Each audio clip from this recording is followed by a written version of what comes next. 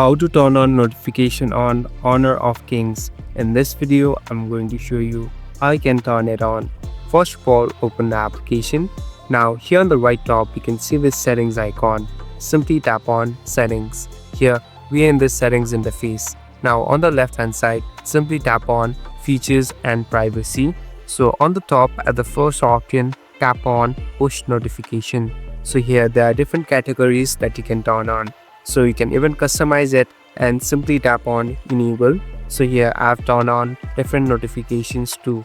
So you can do it for everything, and now you'll be able to receive notification out of the match and in match too.